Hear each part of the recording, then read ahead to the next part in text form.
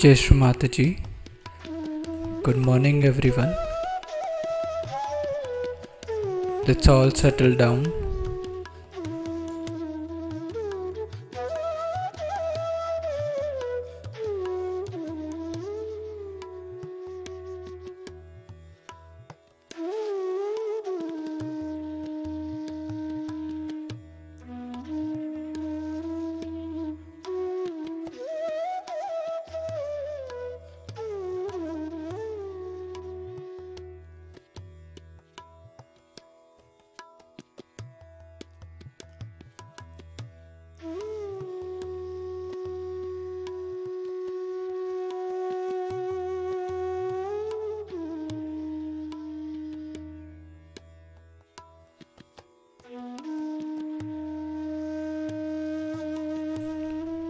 Let's all bow down to Shri Mataji, raise our Mother Kundalini and put Bandhan.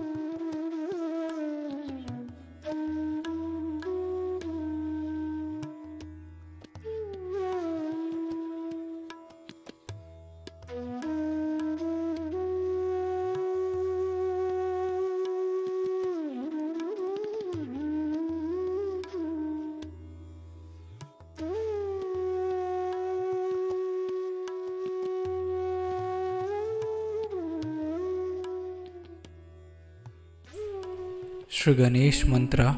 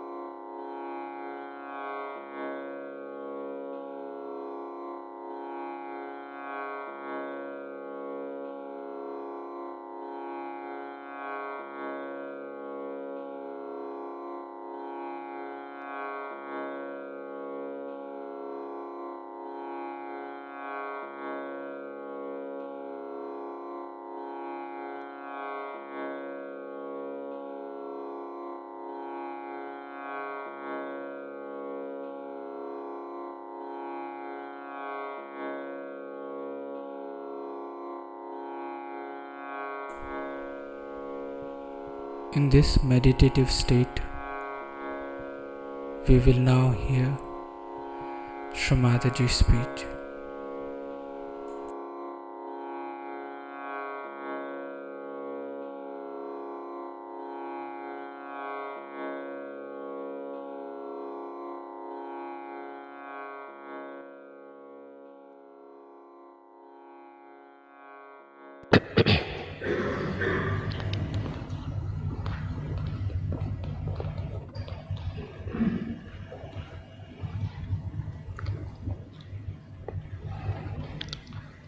I bow to all the seekers of truth.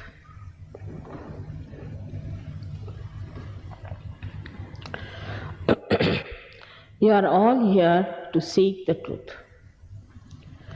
One has to realize that truth is what it is. We have to know the truth. Truth does not have to know us. And truth lies within us, within our being, and the instrument of knowing that truth is what he has described it to you today.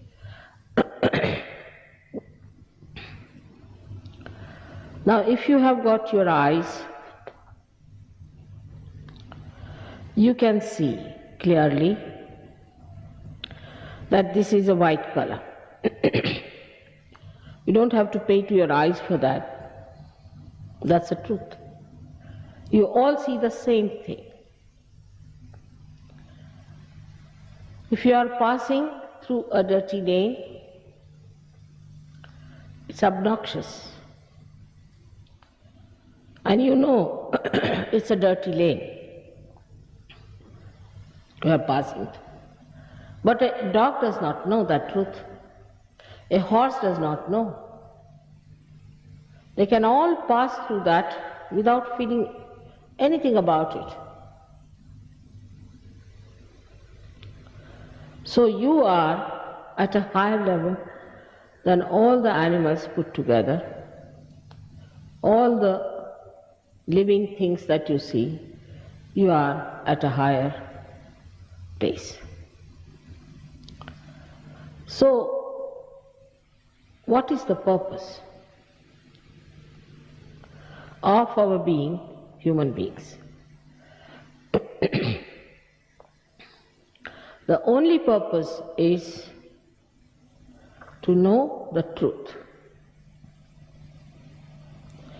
Many people say that truth is love and love is truth. People don't understand. At human level, it's a very elusive, deceiving sentence. Maybe love may not be the truth, truth may not be love.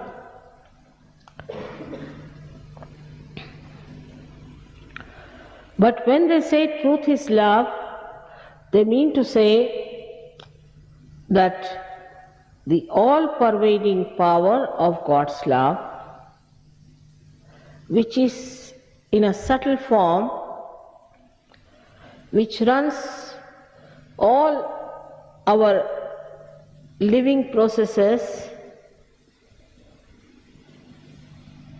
is the truth.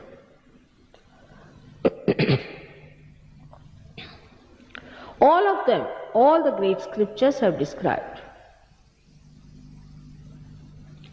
that all-pervading power of God exists. You have never felt it. So, you should keep your minds open about it. Not to close your minds, it's unscientific, I think, to close your minds. And if there is something existing like that, why should we not know it? It is our birthright to know about that truth which pervades all over. Scientifically, it is said that we have evolved from amoeba stage. Why have we evolved from amoeba stage to human stage? And have we reached our last stage? Have we reached our absolute stage? Are we at an absolute point? We are not. The proof is we are in a chaos. We do not know what is right, what is wrong. We cannot say this is right and this is wrong. All of us do not say the same thing. Then that's not the truth, because we have not reached the stage where we feel the truth, all of us the same.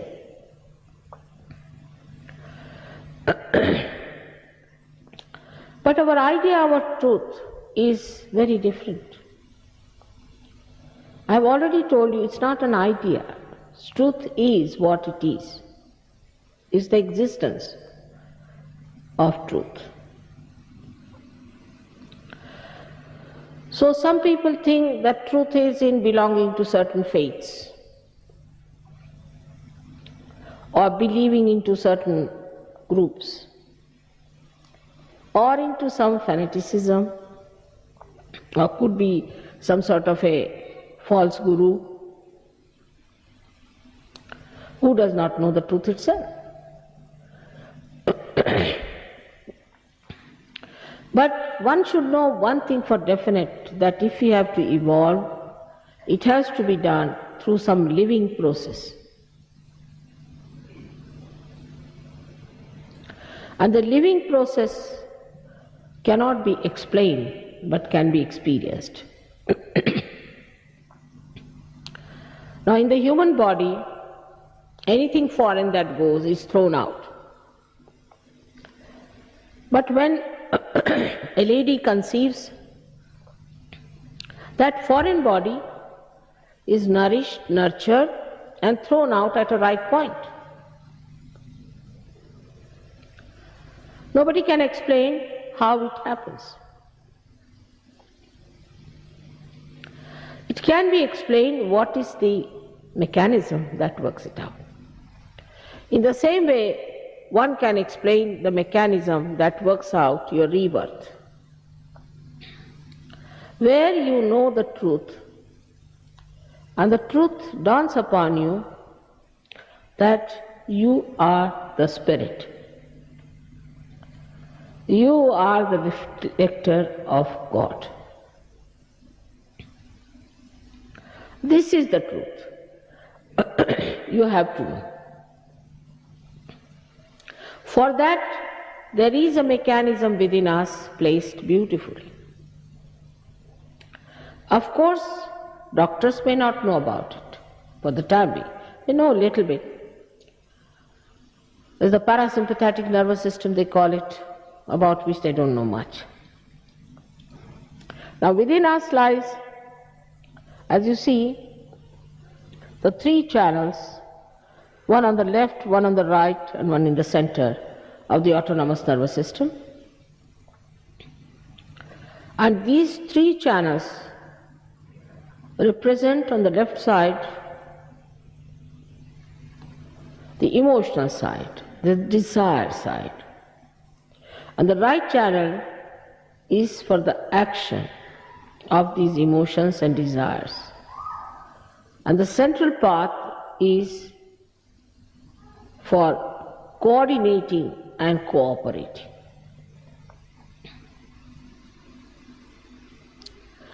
All the problems that human beings have are caused by their imbalances.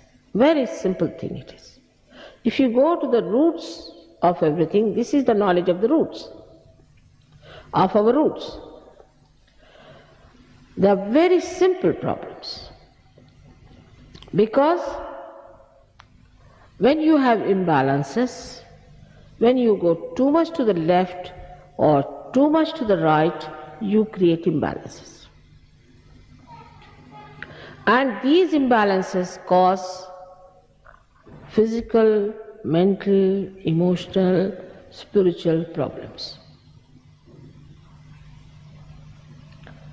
Of course, there could be also psychosomatic, both combined, like emotional combined with physical also.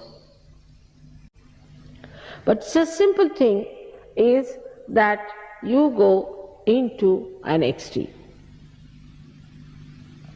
In anything, the human nature is such that we must go to the extremes. Like one gentleman used to smoke a lot. When I started coughing, it was a no smoking zone. I requested the gentleman, "Sir, if you don't mind, I have to give a speech in the evening, can you stop smoking?" I said, "No, I can't."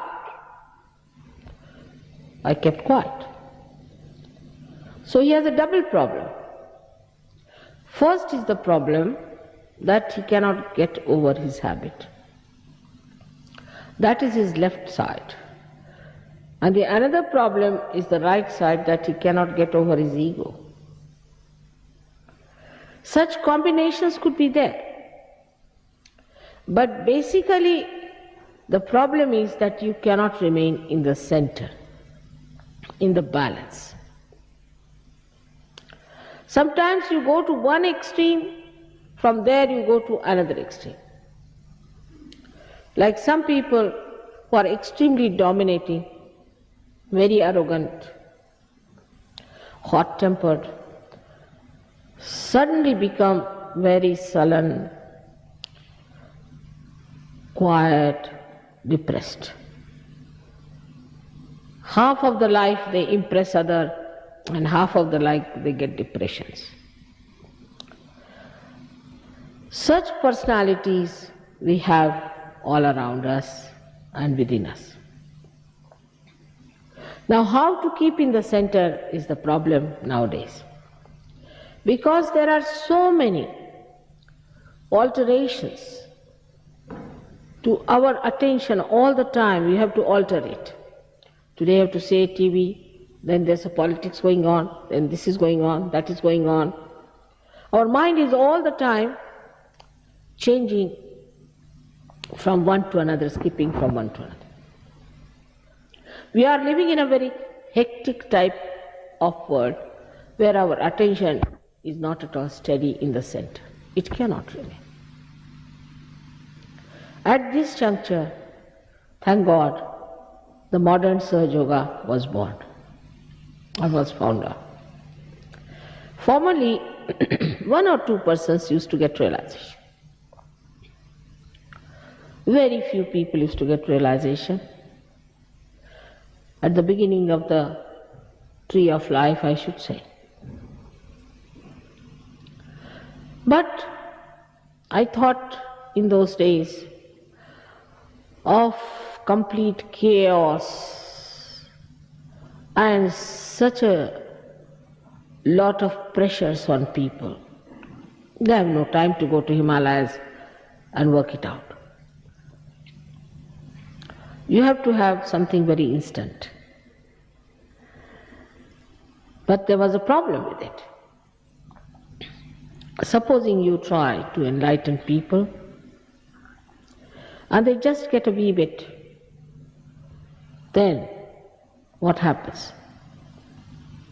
Formerly they used to cleanse the body, everything, for years together and ultimately give the realization to one person, good for nothing. Nobody understood any incarnations, great prophets or saints, because they talked of some another world. That's why they crucified Christ or gave poison to Muhammad Sahib, did all kinds of things all over the world. With Sahaja Yoga, this mechanism is activated, where you have got this Kundalini, the power that manifests your self-realization. She is a power, I call it she, because it's the mother's power. She is your mother. She gives you birth, so she is your mother. And she is your individual mother. She takes all problems upon herself Every time I have been giving lectures, people ask, but we have read in such and such book that Kundalini rising gives troubles. I just don't know. Either they are negative people who are trying to keep you away from reality, or maybe they don't know what Kundalini is. She is your mother, waiting all these days within yourself this power. In 3.5 coils, because it's some mathematics about it. And she is activated, then she rises. Just like a primule in a seed. As soon as you put the seed in the Mother Earth and nourish it with little water, in the same way with little love, the divine love, she is activated and she starts rising. With your naked eyes, in some people who have obstructions in the lower chakras, you can see clearly the pulsation at the triangular bone. With your naked eyes, you can see it clearly. Imagine a bone pulsating like a heart. And you can see the rising, and you can see its obstruction where it stops. Supposing you are a liver patient, it will go to your liver first, informing that first liver should be corrected. Or maybe if you are a great seeker, then she shoots off, comes out of your fontanelle bone area, but again she descends back to the problems where she has to attend. It's a very practical thing to understand. Sahaja Yoga, you cannot pay for it. It's nonsense. How can you pay for anything that is living? When you pay for God, or somebody says I am God or this and that, you pay money. I have been telling you, I've been here 4 times before, every year I was telling you, you can't pay for God. God doesn't understand money. This is your headache. Why do you want to pay for anything that is living process? But nobody liked me at that time. To such an extent that in England they told me that Anglo-Saxon brain cannot understand anything without money. I was surprised, who has made this brain? God has made or somebody else? You cannot pay for it. That is the first criteria. It's your own right to have it. It's sahaja, born with you. And when she rises, she pierces through all these 6 chakras.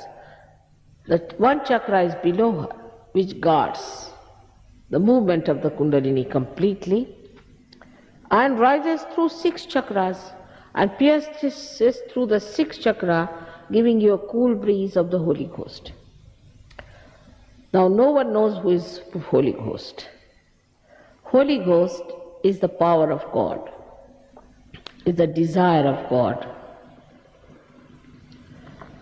And she is reflected as Kundalini in the triangular bone. That desire is the pure desire within us. All our desires are impure because they never give us satisfaction. Economics says that in general, wants are not satiable. So now we have got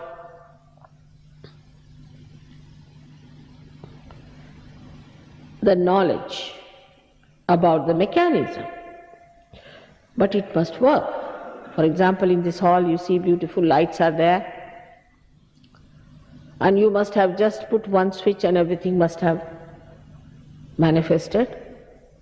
But there's a mechanism behind it, a history behind it. All these centers are the milestones of our evolution. The last one is this. Is the limbic area, which is called as Sahasrara.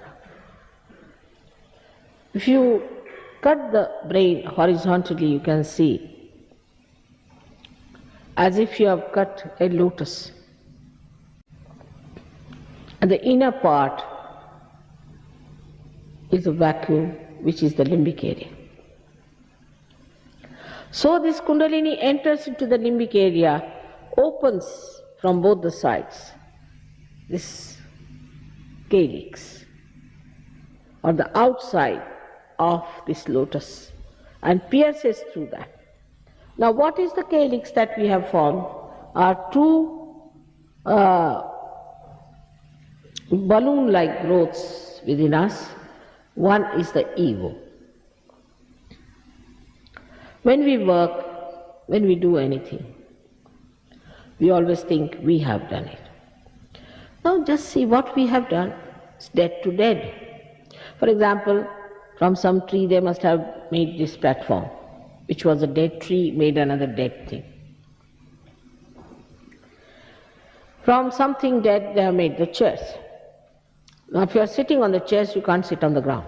The chair sits on our head. Wherever you move, you have to take the chair with you, otherwise you can't sit. So this matter is trying to overpower us.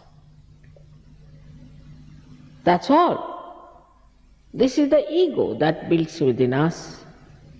We have done nothing but just changed forms from dead to dead. Here I am talking about transforming a human being into a new human being, into a human being where there is spiritual light.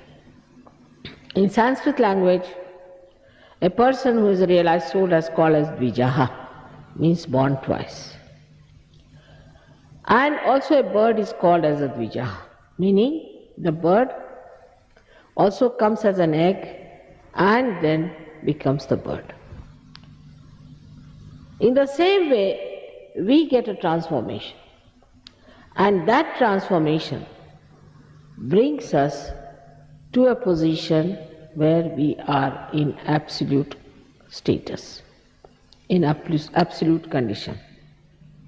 When the Kundalini passes through Agya Chakra here, this one, the center of Christ, she pushes down both these ego and superegos, which you see the two balloon-like structures. As a result of that, we get a soft bone opened up again, as you had in your childhood, and you feel thoughtless. There's no thought. If you want to think, you can think, but nobody is going on inside all the time. You feel the peace within yourself.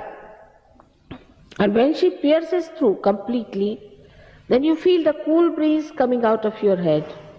And also if this center is all right, you can feel the cool breeze around.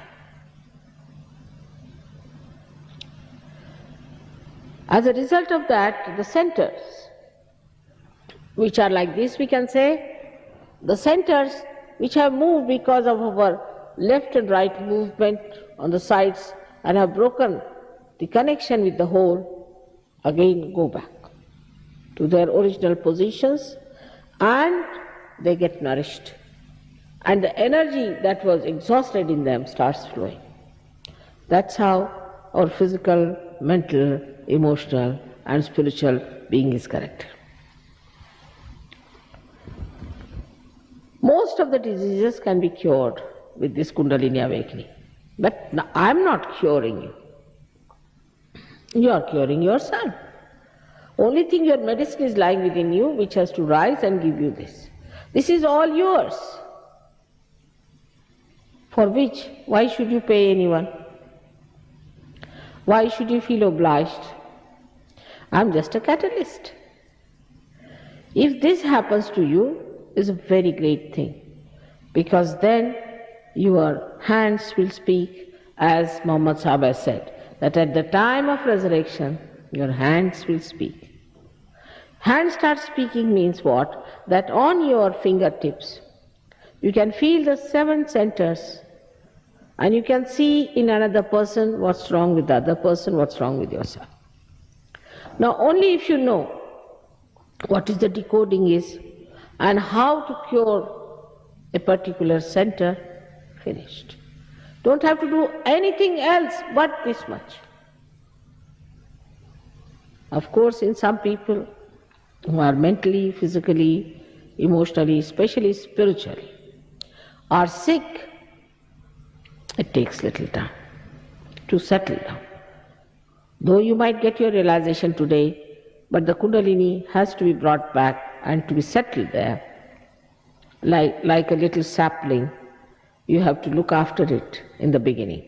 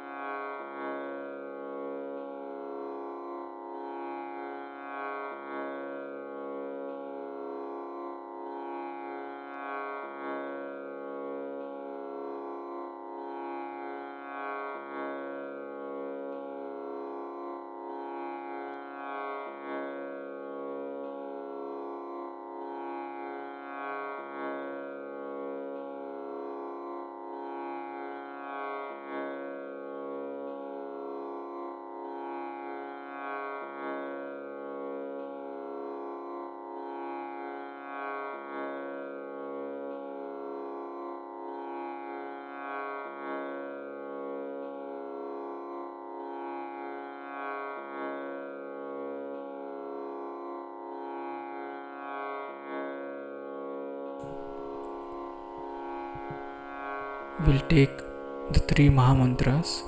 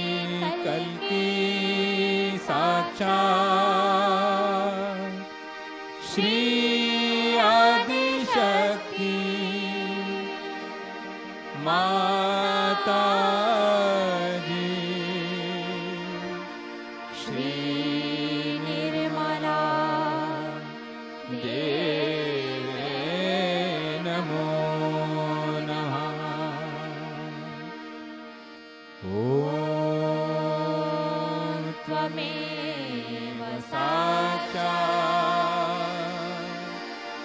श्रीकल्की साक्षात् श्रीसहस्रार स्वामिनी मोक्षप्रदायिनी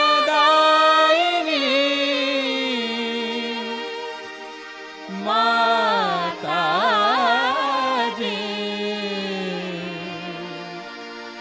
श्रीनिर्मला देवे नमो नमः। श्रीनिर्मला देवे नमो नमः। श्रीनिर्मला देवे नमो नमः।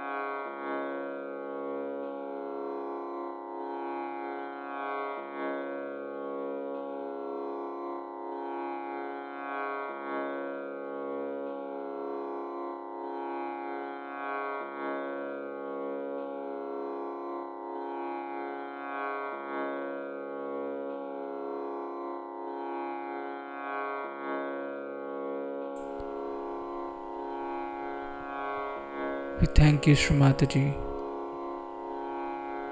for this beautiful collective morning meditation.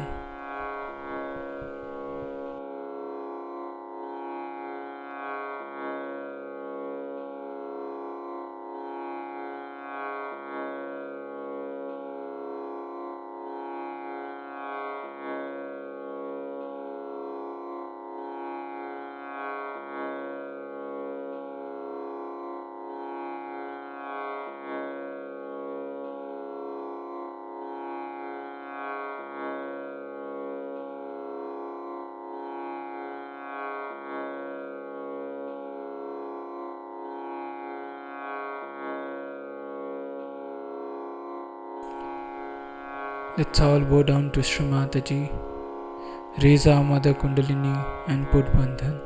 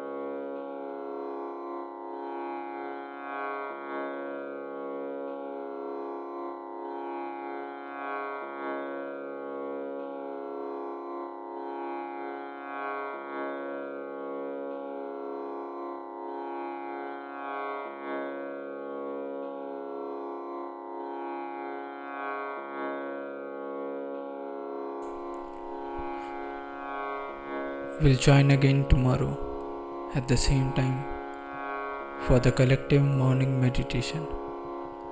Jai Shri Mataji.